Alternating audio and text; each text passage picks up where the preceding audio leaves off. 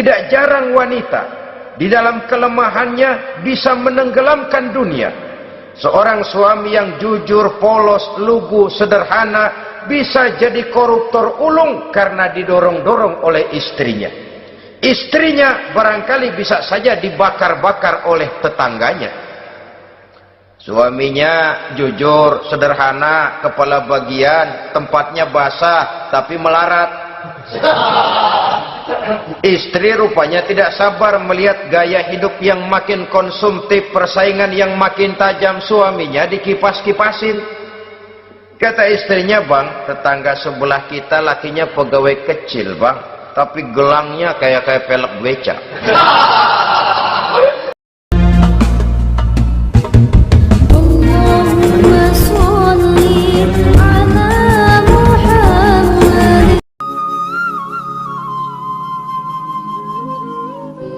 Assalamualaikum warahmatullahi wabarakatuh. Waalaikumsalam warahmatullahi wabarakatuh. Bismillahirrahmanirrahim. Alhamdulillahi rabbil alamin. Wal akibatu lil muttaqin. Wala udwana illa 'alal zalimin. والصلاة والسلام على أشرف الأنبياء والمرسلين سيدنا ومولانا محمد وعلى آله وأصحابه المجاهدين الطاهرين أما بعد. Saudara-saudara kaum muslimin rahimakumullah. Salah satu kelebihan makhluk bernama manusia, yaitu bahwa Allah subhanahu wa ta'ala menghiasi hidup manusia ini dengan syahwat, atau yang lazimnya kita sebut sebagai hawa nafsu. Inilah tenaga yang merupakan daya dorong yang melahirkan dinamika dalam kehidupan manusia, yang menyebabkan terus-menerus terjadinya perkembangan dalam sejarah peradaban dan kehidupan manusia. Hawa nafsu bisa melambungkan seseorang kepada puncak kejayaan, dan hawa nafsu dapat menenggelamkan seseorang ke dasar jurang kehancuran yang paling dalam. Pada surah Ali Imran ayat 14, Allah subhanahu wa ta'ala berfirman, A'udzu billahi minasy syaithanir rajim. Zuyyina lin-nasi hubbus syahawati minan nisa'i wal banin wal qanatiril muqantarati minadh dhahabi wal fiddah wal khailil musawwamati wal an'ami wal harth. Dzalika mata'ul hayatid dunya. Wallahu indahu husnul ma'ab. Mari kita perhatikan ayat ini lebih dekat lagi.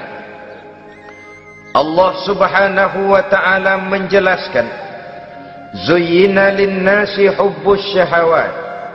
Makhluk manusia itu dihiasi dengan hawa nafsu. Dengan kata lain, hawa nafsu adalah perhiasan. Manusia tanpa hawa nafsu sama saja dengan orang yang tidak berhias, monoton, tidak mempunyai perkembangan dalam gerak kehidupannya. Tetapi kalau hawa nafsu adalah perhiasan, maka jika kita berbicara soal perhiasan, ada dua hal yang harus menjadi catatan pokok. Pertama, kapan satu perhiasan boleh kita pakai? Yang kedua, di mana perhiasan itu harus kita pakai? Kalau saudara berdandan rapi, pakai sepatu dengan kaos kaki, celana, jas, pakai dasi segala macam, tapi itu saudara lakukan pada saat saudara akan pergi ke WC, maka saudara sudah memakai perhiasan tidak pada waktu yang tepat. Begitupun sebaliknya, kalau jam tangan saudara pakai di kaki, Kopiah saudara pasang di kaki, lalu sepatu naik ke atas jidat, maka saudara memakai perhiasan tidak pada tempatnya yang tepat. Demikian juga sifat yang bernama nafsu. Kapan dia boleh diperturutkan, di mana dia boleh disalurkan, adalah tugas daripada agama untuk mengatur syahwat atau hawa nafsu. Lihatlah kehidupan malaikat. Malaikat makhluk yang diciptakan Allah tanpa hawa nafsu. Maka kehidupan malaikat monoton. Malaikat tidak mempunyai peradaban dan kebudayaan. Malaikat adalah makhluk yang secara instinktif diciptakan untuk berbakti, tidak punya alternatif atau pilihan lain. Saudara lihat, ada malaikat yang sejak diciptakan diperintahkan untuk sujud, sujud saja sampai sekarang enggak bangun-bangun. Ada malaikat yang sejak diciptakan diperintahkan untuk tasbih, tasbih saja, yang lain tidak. Ada malaikat yang sejak diciptakan diperintahkan mencabut nyawa, nyawa saja urusannya, yang lain tidak. Pekerjaannya monoton, tetapi memang karena tidak ada hawa nafsu, tidak ada kecenderungan malaikat untuk nyeleweng. Belum pernah kita dengar misalnya ada malaikat Jibril korupsi ayat. Ini kelihatannya ayat bagus ini, nggak usah disampaikan kepada bawahan Muhammad, dipakai sendiri saja. Tidak. Kita belum pernah dengar malaikat maut keliru mencabut nyawa orang yang belum waktunya modar. Belum pernah. Malaikat itu ibadun mukramun, la ya'sunallaha fima amarahum wa yaf'aluna ma yu'marun. Maka kehidupan malaikat adalah monoton. Dinamika tidak ada, peradaban dan kebudayaan juga tidak ada.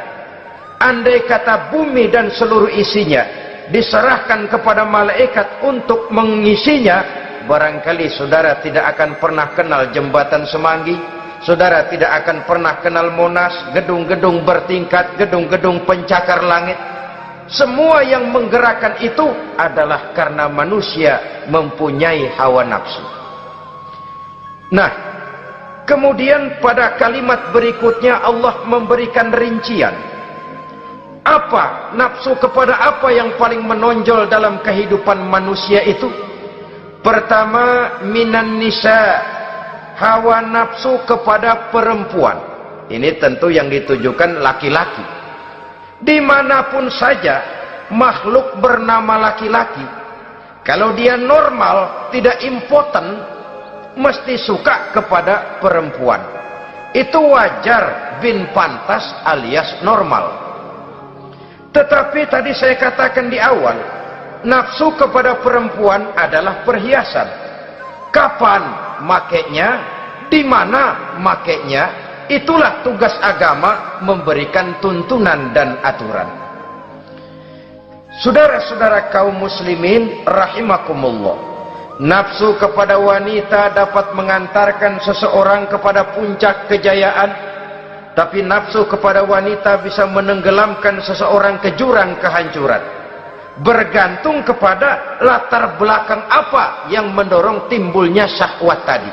Dengan kata lain, motivasi syahwat tadi digerakkan oleh iman dan ketakwaan, atau semata-mata karena memang syahwat yang merupakan kendaraan iblis. Penyelewengan pertama yang terjadi dalam sejarah kehidupan manusia adalah penyelewengan yang dilakukan oleh Nabi Adam alaihi salam pada saat ia memetik buah huldi. Kenapa itu dilakukan oleh Nabi Adam? Karena terdorong oleh rasa sayang dan cinta kepada istrinya Hawa.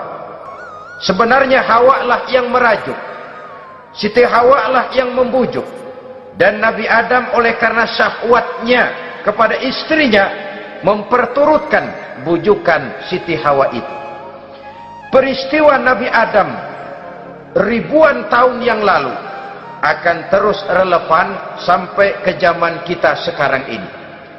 Berapa banyak orang-orang yang karena terlalu ingin menyenangkan istrinya, lalu tidak segan-segan melakukan perbuatan yang menyimpang, baik itu merugikan orang lain, merugikan masyarakat, bahkan merugikan bangsa dan negaranya. Seorang pedagang tidak akan segan-segan menipu. Tidak jarang wanita di dalam kelemahannya bisa menenggelamkan dunia. Seorang suami yang jujur, polos, lugu, sederhana bisa jadi koruptor ulung karena didorong-dorong oleh istrinya. Istrinya barangkali bisa saja dibakar-bakar oleh tetangganya. Suaminya jujur, sederhana, kepala bagian, tempatnya basah tapi melarat. Istri rupanya tidak sabar melihat gaya hidup yang makin konsumtif, persaingan yang makin tajam. Suaminya dikipas-kipasin. Kata istrinya, "Bang, tetangga sebelah kita lakinya pegawai kecil, Bang, tapi gelangnya kayak pelek beca. Abang ini kepala bagian tidak bisa membelikan saya macam itu, percumalah." Kata suaminya, "Ya bagaimana Bu, gaji saya cuma segitu-gitunya. Ya namanya kepala bagian, apaan, kayak sahabat dulu." Kalau sudah berpikir ke arah ini, artinya sudah ngipasi suaminya untuk melakukan tindakan yang tidak wajar. Saudara-saudara kaum muslimin rahimakumullah, sejak zaman klasik sampai kepada zaman kita sekarang ini, kita melihat kecenderungan syahwat kepada wanita ini. Julius Caesar yang katanya gagah perkasa ternyata tunduk di bawah kaki Cleopatra. Napoleon Bonaparte, the Lion of Europe, singa daratan Eropa, luas kekuasaannya, gagah perkasa tentaranya, kepada siapa dia tunduk? Ke bawah kakinya Margaret Josephine. Demikianlah di zaman kita sekarang, kita melihat di Jepang betapa Perdana Menteri Uno didesak mengundurkan diri dari jabatan Perdana Menterinya oleh karena terlibat skandal dengan geisha. Kita juga melihat di Amerika betapa Senator Gary Hart dari Partai Demokrat yang masih muda, jenius, diharapkan masa depan Amerika lahir dari tangannya, terpaksa mengundurkan diri dari calon presiden oleh karena terlibat skandal dengan Donna Rice. Kita juga menyaksikan betapa parlemen dan kabinet di Inggris sempat geger oleh karena skandal Pamela Bordes, pelacur kelas kakap yang melanglang buana mencari sasaran-sasaran kakap. Ini adalah kisah kejatuhan yang diakibatkan oleh hubbus syahawat minan nisa. Oleh karenanya benar jika Nabi kita menyatakan an-nisa'u imadul bilad, wanita adalah tiang negara. Jikalau baik wanita, baik negara. Jikalau rusak wanita, hancur negara. Kalau syahwat kepada wanita cuma semata-mata karena syahwat, maka seorang laki-laki akan memandang wanita cuma sekedar alat pemuas hawa nafsu. Nilainya rendah. Sedangkan agama kita mengajarkan ma akraman nisaa illa karimun wa ma ahanan nisaa illa laimun, kata Nabi. Tidak akan menghormati kaum wanita kecuali orang-orang yang terhormat, dan tidak akan merendahkan derajat kaum wanita kecuali memang orang-orang yang rendah moralnya. Dengan kata lain, apabila syahwat minan nisa ini dilandasi dengan semangat iman dan ketakwaan, maka kehidupan Rasulullah sallallahu alaihi wasallam sungguh menjadi figur dan contoh dalam kehidupan kita. Perkawinannya bukan karena wajah yang cantik semata-mata, tapi lebih merupakan nilai ibadah kepada Allah Subhanahu wa ta'ala.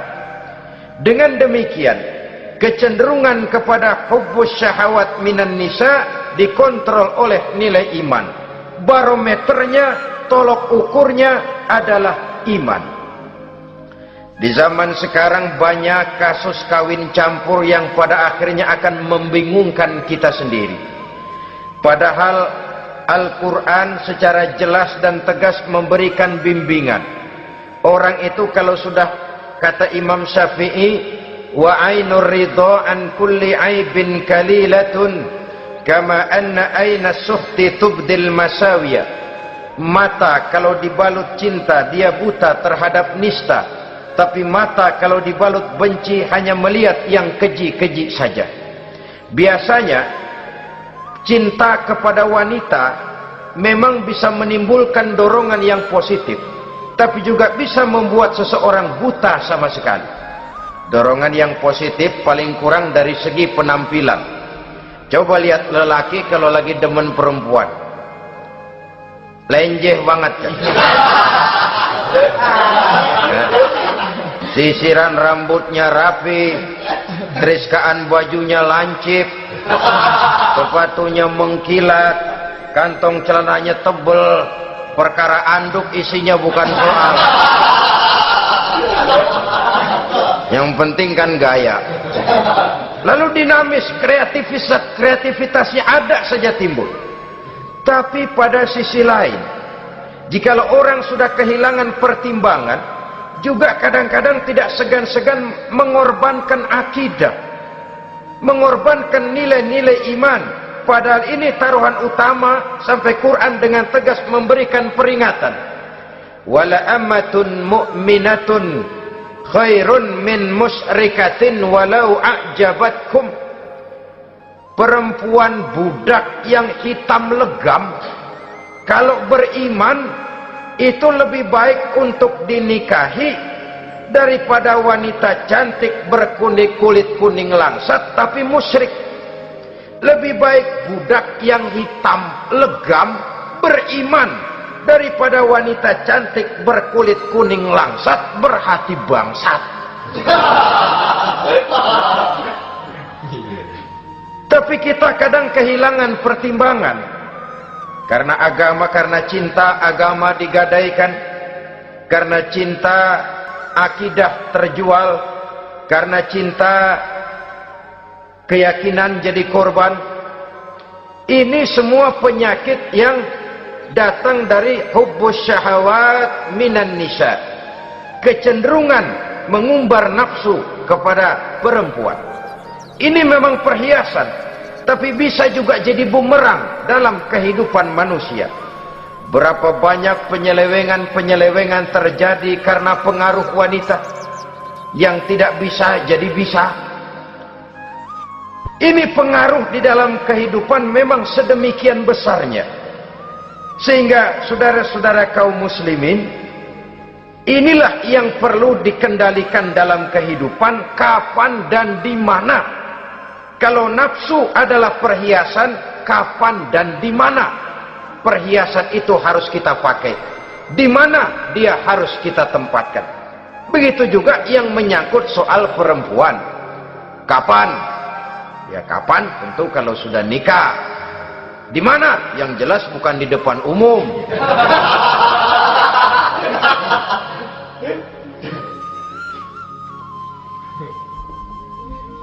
Ini nafsu yang pertama, minan nisa. Yang kedua, wal banin. Dihiasi juga manusia dengan kecintaan kepada banin. Makna banin di sini ay al-aulad, anak-anak laki. Kenapa disebut banin, anak-anak laki? Karena pertama, sering anak laki itu lebih jadi kebanggaan buat orang tuanya ketimbang anak perempuan. Sebabnya apa? Pertama, faktor nasab, silsilah lebih kuat kepada laki-laki ketimbang perempuan. Yang kedua, faktor cita-cita. Orang tua kalau punya anak laki-laki, cita-citanya panjang. Nak, kau nanti jadi dokter ya, nak jadi insinyur ya, nak jadi pilot ya, nak jadi pengusaha ya, nak jadi presiden ya.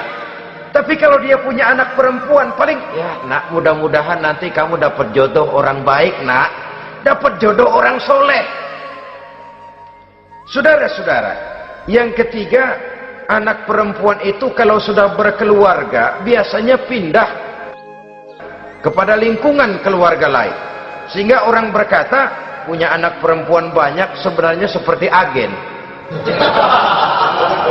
Artinya ada yang mau bawa, kan gitu. Ada yang minta ambil, Ada yang berminat, buntel. Paling-paling dia nengokin orang tuanya ya lebaran.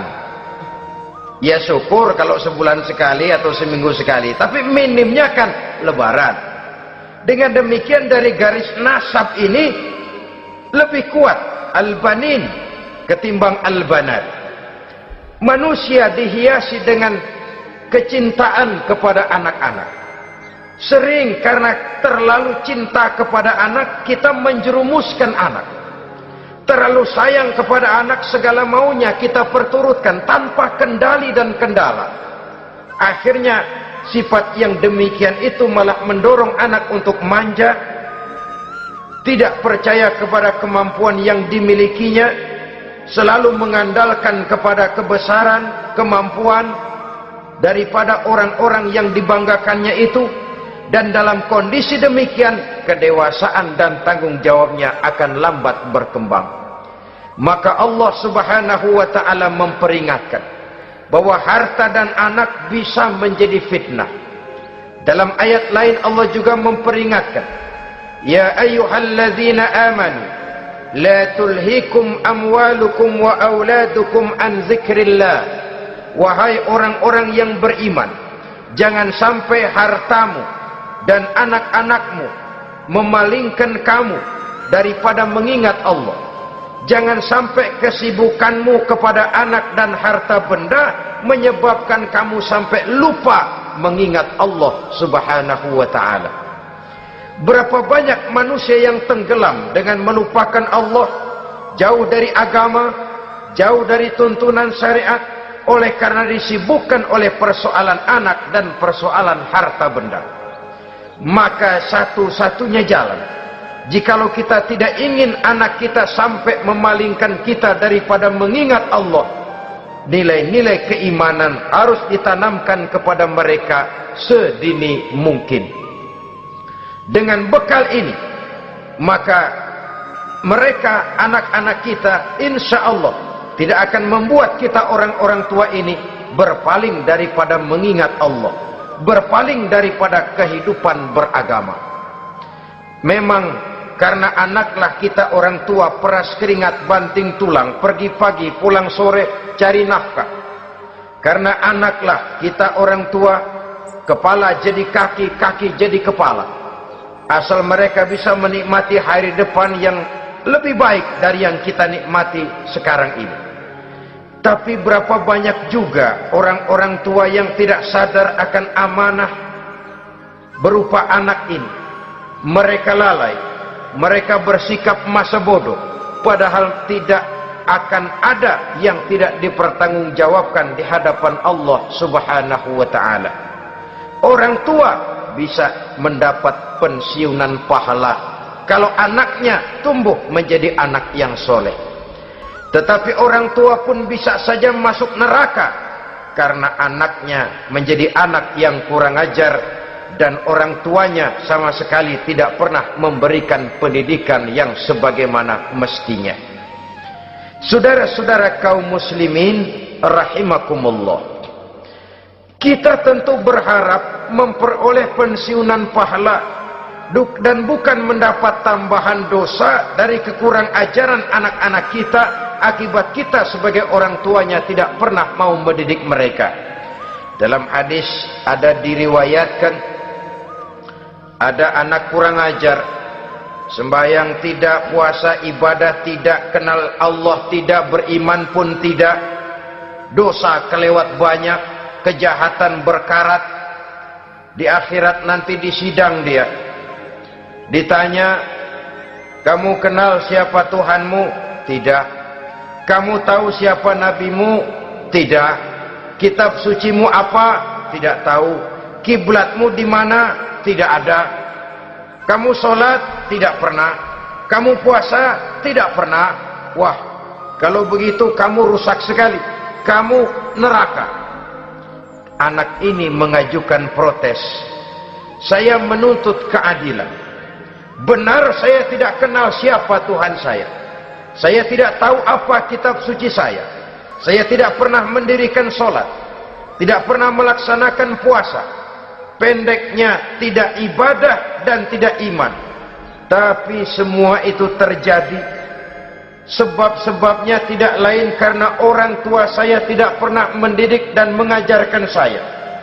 Orang tua saya tidak pernah mengarahkan saya ke jalan itu. Sampailah saya seperti keadaan yang sekarang ini. Orang tua saya enak-enakan ngaji, saya teler diantepin aja. Orang tua saya memegang kitab, saya megang botol. Dia tahu, dia diam saja. Dia tahu dan dia tidak memberikan peringatan. Karena orang tua saya lah, maka saya jadi seperti sekarang ini. Kalau saya harus masuk ke dalam neraka, saya menuntut keadilan agar orang tua saya juga ikut bersama saya gabung ke dalam neraka. Orang tuanya yang baik-baik dipanggil, sudah mau berangkat ke surga nih orang tua, dipanggil, "Ntar dulu mas, ini dulu." Mau kemana, kencang banget? Surga pak, nanti dulu urusan belum beres. Ini benar anakmu ini? Dilihat anaknya, iya anak saya ini. Waktu di dunia nggak pernah diajarin ngaji, nggak pernah. Sampai dia nggak kenal Tuhannya, nggak kenal nabinya, nggak kenal kiblatnya, nggak kenal kitabnya. Iya. Dia sembahyang, kamu diam, dia nggak sholat, kamu diemin aja. Iya kali. Kenapa pakai kali? Yang benar ngomong. Ramadan dia nggak puasa, kamu nggak tegur, kamu diam saja. Iya. Wah, kamu nggak tanggung jawab. Kamu tahu anak itu adalah amanah.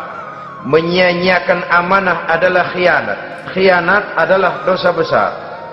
Jadi bagaimana saya? Ya kamu gabung sama anakmu, join ke neraka berdua bareng. Lantaran kamu tidak mau mendidik mereka, anak-anakmu, maka jadilah anak-anakmu seperti sekarang ini. Saudara-saudara kaum muslimin rahimakumullah.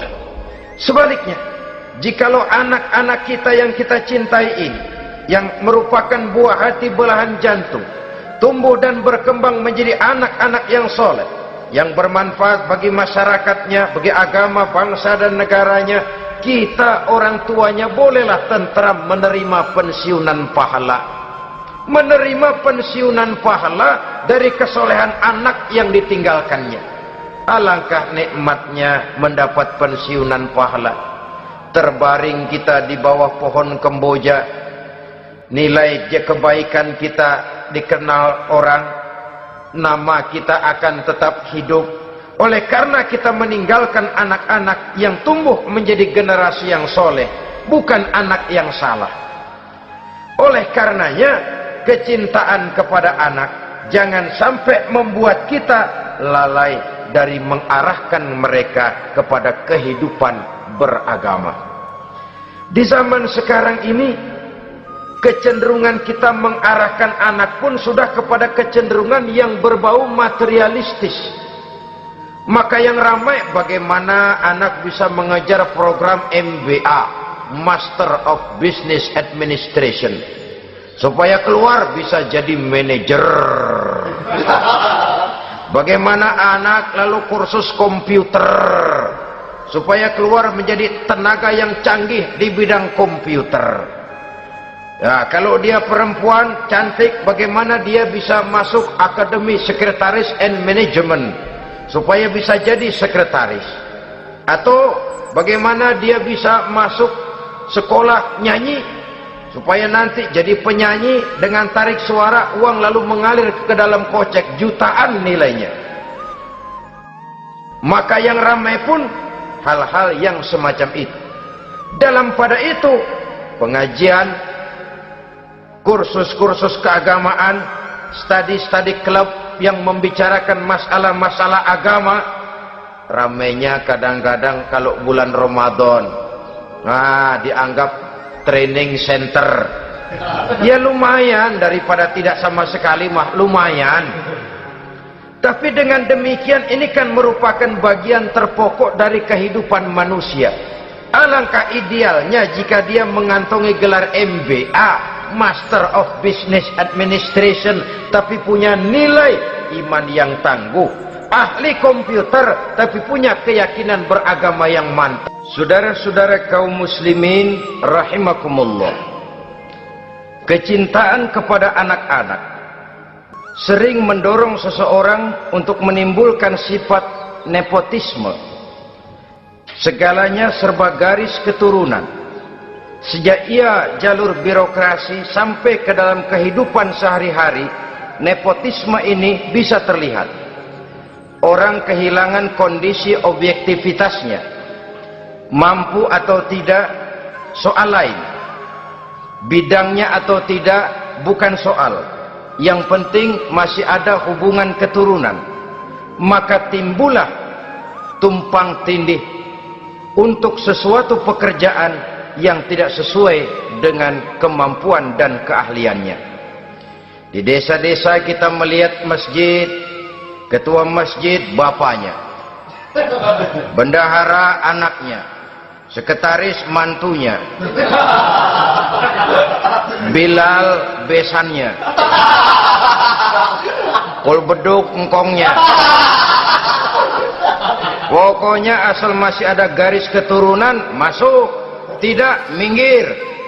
Ini pada akhirnya kurang menciptakan pemerataan kesempatan. Iyalah kalau profesinya, tapi kan jarang yang demikian itu. Kita boleh cinta kepada anak-anak kita, tapi jangan lalu mempergunakan posisi yang kebetulan kita gunakan untuk menempatkan anak-anak kita lebih dari kemampuan yang mereka miliki. Nepotisme yang lahir, sehingga ini bukan saja tidak mendidik, tapi mengakibatkan terjadinya tumpang tindih. Tidak lagi berprinsip the right man on the right job, bahwa orang harus ditempatkan sesuai dengan keahliannya, tapi kita sudah berpikir subjektif, ahli atau tidak ahli, asal masih berbau keturunan, ayo silahkan. Nepotisme yang akan lahir. Oleh karenanya, mencintai anak adalah sesuatu yang merupakan perhiasan di dalam kehidupan. Wajar, tetapi harus kita menempatkannya sesuai dengan semestinya. Ini yang kedua. Yang ketiga, nafsu yang menghiasi hidup manusia itu adalah nafsu kepada wal qanatiril muqantarati minadh dhahabi wal fiddah. Al-qantarah ay al-malul katsir. Kecintaan, kesenangan, nafsu kepada harta benda yang banyak daripada emas dan perak. Ini tentu sesuai dengan situasi dan kondisi. Kecintaan untuk mengumpulkan harta benda yang sebanyak-banyaknya, baik itu berupa emas, baik itu berupa perak. Ini cuma penyebutan beberapa jenis dari kecenderungan manusia kepada harta benda.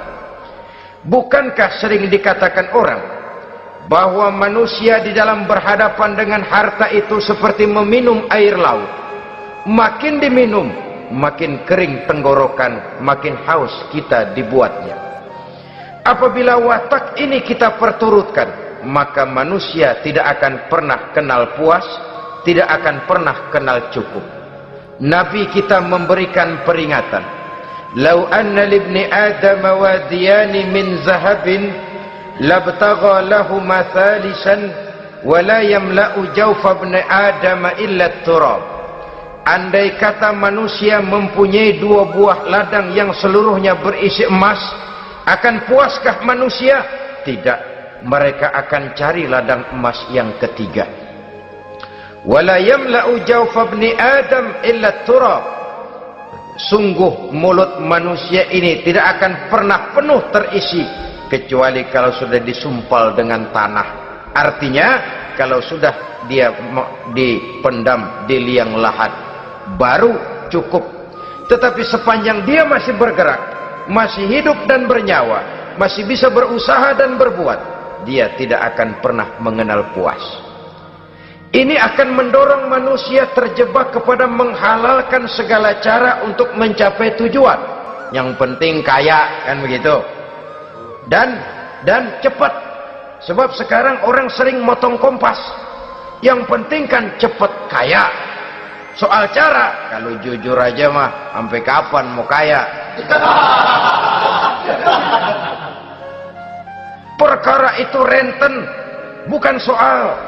Perkara itu judi, tidak jadi masalah. Perkara itu korupsi, menyangkut hak orang banyak, bukan soal. Yang penting cepet kaya.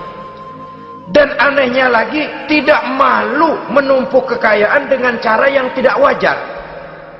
Ya kan orang hidup bermasyarakat tuh bisa dianalisa toh. Emang usahanya apa sih? Gajinya sebulan berapa sih? Kok bisa gitu-gitu bener sih? Dari mana sih? Secara langsung orang tidak berani bertanya, tapi dari mulut ke mulut akhirnya tersebar jadi rahasia umum. Si Ano kan punya Ano, dia Anonya seano.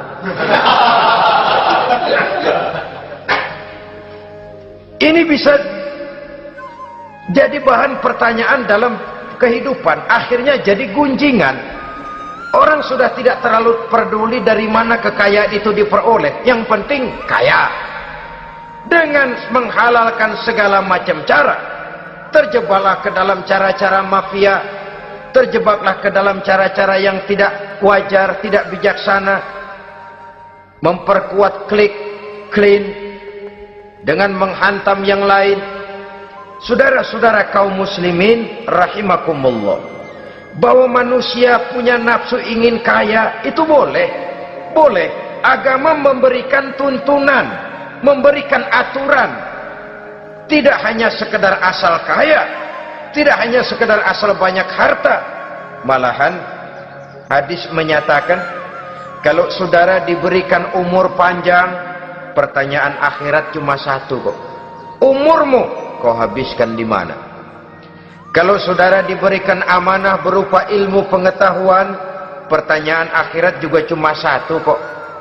Ilmumu kau amalkan untuk apa? Tapi kalau kita diberikan amanah berupa harta benda, pertanyaan akhirat itu dua. Min aina iktasabahu wa fima anfaqahu. Dari mana hartamu kau dapat, kemana hartamu kau belanjakan. Dari mananya ditanya, kemananya juga ditanya. Depan belakang ditanya. Dan kalau mempergunakan harta untuk kesenangan syahwat, orang berani bukan main. Tapi kalau untuk kepentingan agama, yang hakikatnya untuk kepentingan dirinya sendiri, berat seperti nyabut bambu dari ujung. Orang kalau menyumbang masjid 100.000, itu kan zohirnya memberikan panitia masjid. Tapi hakikatnya kan dia nabung buat dirinya sendiri. Seolah-olah dia cuma berkata, Pak, tolong saya titip 100.000, ini untuk kepentingan saya di akhirat nanti. Silakan uangnya mau dibelikan semen, pasir, kaca, pintu, jendela, silakan. Saya cuma titip ini untuk saya di akhirat nanti. 100.000 Pak. Zohirnya dia memberikan kepada panitia masjid, madrasah, pesantren, yatim piatu. Hakikatnya dia nabung buat dirinya sendiri di akhirat. Malah tabungan ini bukan SDSB namanya, SDBS. Sumbangan dana berhadiah surga, itu SDBS namanya. Sekarang orang mengejar SDSB, lalu berat mengejar SDBS, sumbangan dana yang berhadiah surga langsung dari Allah Subhanahu wa ta'ala. Coba kalau dia main golf, sewa lapangan golf itu 400-500 ribu sebulan, paling 4-5 kali main. Beli stick golfnya saja sampai jutaan. Datang panitia pembangunan masjid 100.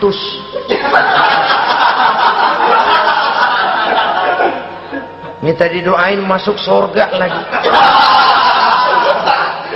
Surga 100. Saudara-saudara kaum muslimin rahimakumullah, kecintaan kepada harta benda yang banyak, baik berupa emas, berupa perak, mendorong orang untuk berlomba-lomba yang Allah peringatkan dalam Al-Quran, alhaakumut takatsur hatta zurtumul maqabir. Kamu telah lalai akibat kamu berlomba-lomba memperbanyak materi dunia. Hatta zurtumul maqabir, sampai kamu dekat masuk ke liang kubur, baru rupanya sadar bahwa perlombaan ini tidak akan pernah sampai ke garis finish. Betapapun jauhnya rally Paris-Dakar, garis finishnya ada. Betapapun hebatnya medan yang ditempuh, buasnya gurun pasir Afrika, garis finishnya pasti ada. Itu kan rally yang terbuas di dunia katanya, Paris-Dakar, tapi garis finishnya ada.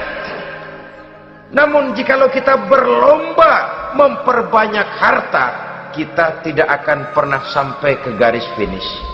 Yang kecil-kecilan aja dah. Kalau orang ditanya, kamu kenapa sih belum mau sembahyang? Ya bagaimana mau sembahyang Pak, tinggal di Jakarta masih kontrak.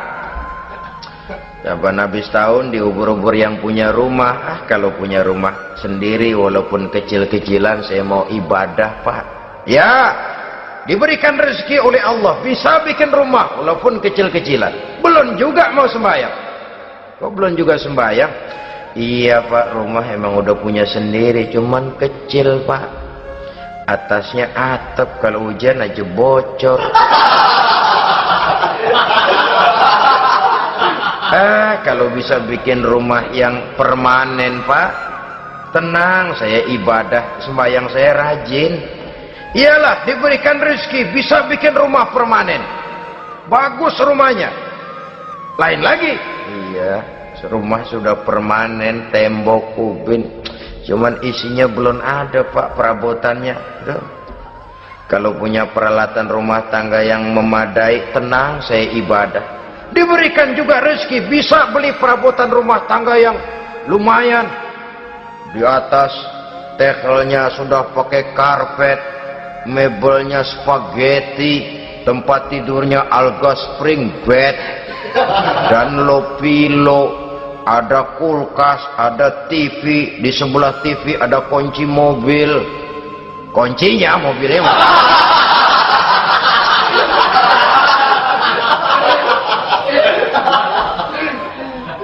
Bagaimana? Sekarang sudah cukup perabotan? Perabotan sudah ada Pak, cuman kendaraan belum punya ini. Kemana-mana masih ngukur jalanan aja. Kalau punya kendaraan enak, kemana-mana cepet Pak, mau ke masjid juga getap dah, rajin. Diberikan rezeki bisa beli kendaraan. Lain lagi nanti, sudah punya sepeda, pengen punya motor, kepengen punya mobil, kepengen punya pesawat terbang, pengen punya kapal induk. Sudah punya kebun, pengen beli sawah, sudah punya sawah, pengen punya gunung, sudah punya gunung, laut diborong.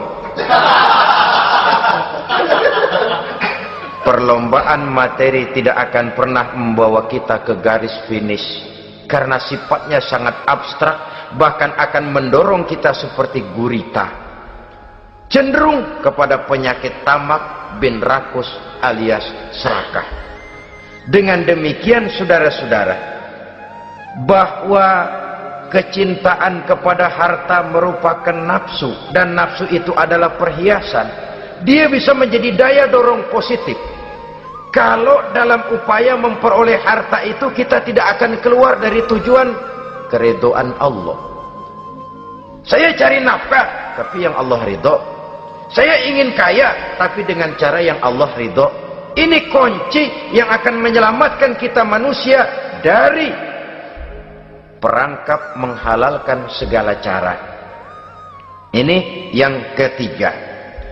Yang keempat, dihiasi manusia itu dengan nafsu kepada wal khailil musawwamah, kuda yang bagus, kendaraan yang bagus, kuda yang terpelihara.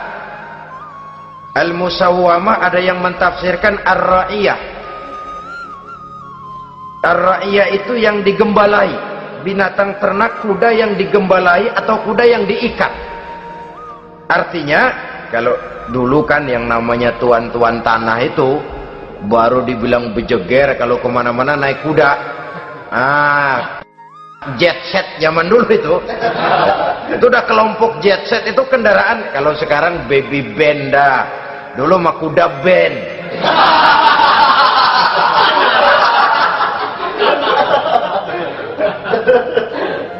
Manusia punya kecenderungan suka kepada kendaraan, apalagi di zaman sekarang ini.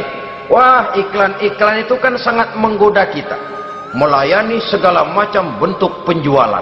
Nah, ini lalu terangsang biar duit cekak. Kalau udah ngebaca itu, wah berani banget dah.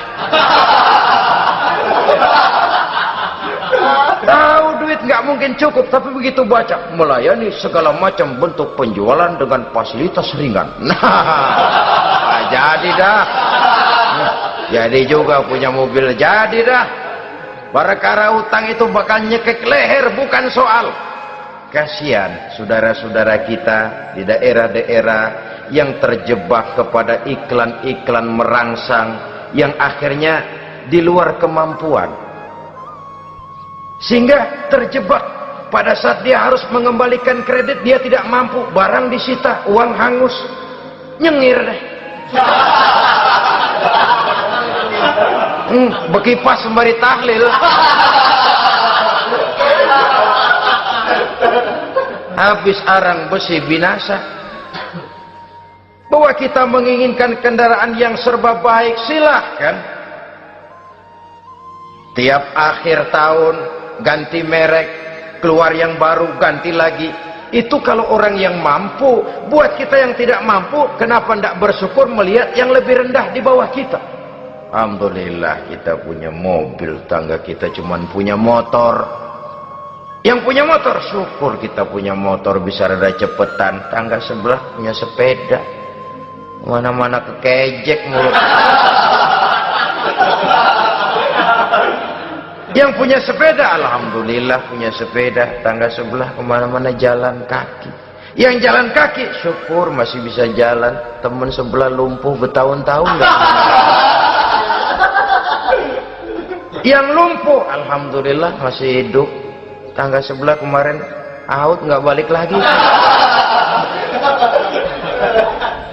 Saudara-saudara, saya pikir menengok ke atas itu perlu supaya ada rangsangan kita untuk maju. Tapi menengok ke bawah pun juga lebih perlu agar kita mensyukuri yang ada dan tidak suudzon, tidak buruk sangka kepada Allah. Apa yang diberikan Allah kepada kita sekarang ini, itulah yang terbaik menurut Allah untuk kita. Saudara-saudara kaum muslimin rahimakumullah. Dahulu ada seorang pemuda, matanya buta. Dia mengeluh, ya Allah, kenapa saya dilahirkan dalam keadaan buta? Apa dosa saya? Apa salah saya? Andai kata saya tidak buta, saya melihat keindahan alam ini, saya lebih akan bersyukur kepadamu ya Allah. Nah sudah, dia berburuk sangka kepada Allah. Satu hari, ini Raja Baduy di pedalaman mengerahkan tentaranya menculik anak-anak muda. Ini Raja Baduy ini kanibal, artinya suka makan daging manusia. Anak-anak muda ini diculik. Yang masih muda-muda ya, kalau kambing muda itu kan di sop rada sedap. Rupanya ini Raja kanibal ini begitu. Anak-anak muda termasuk ya pemuda yang buta tadi itu kena culik. Ya sudah diculik, rawatlah di istana raja ini, diberikan pakaian bagus, dikasih makan serba enak. Sebab apa? Supaya badannya gemuk. Setelah gemuk nanti dipotong di sop legit. Udah, kerjanya cuma makan tidur, fasilitas nikmat, tidur enak. Udah giliran dapat 1 bulan 2 bulan kemudian, ketika mau diambil anak-anak muda ini, raja sendiri yang milih mana yang disop duluan nih. Sampai giliran anak muda yang buta ini, raja geleng kepala. Yang begini mah buta, dagingnya nggak enak. Ini satu lepas saja, lepas. Saya mau makan daging orang buta, lepas saja. Pulang ini anak muda, batinnya bersyukur, sujud syukur, ya Allah, katanya, untung saya buta. Coba kalau saya nggak buta udah habis saya di sop. 2 bulan yang lalu dia mengeluh, ya Allah kenapa saya dilahirkan dalam keadaan buta. Sekarang dalam pulang ke rumah, perjalanan menuju ke rumah, dia berkata, alhamdulillah, andai kata saya tidak buta, habis badan saya disop oleh raja yang kanibal tadi. Saudara-saudara kaum muslimin rahimakumullah. Jadi dengan demikian pola hidup yang konsumtif sesungguhnya sangat tidak mendidik apabila dilatar belakangi oleh kemampuan yang tidak menunjang. Dengan demikian setidaknya mendidik orang untuk berkhayal. Anak-anak muda sama merek mobil ngerti banget dah, punya kagak? Ini BMW model terakhir nih. Nih kemarin gue ngeliat di sana, gue megang rame banget.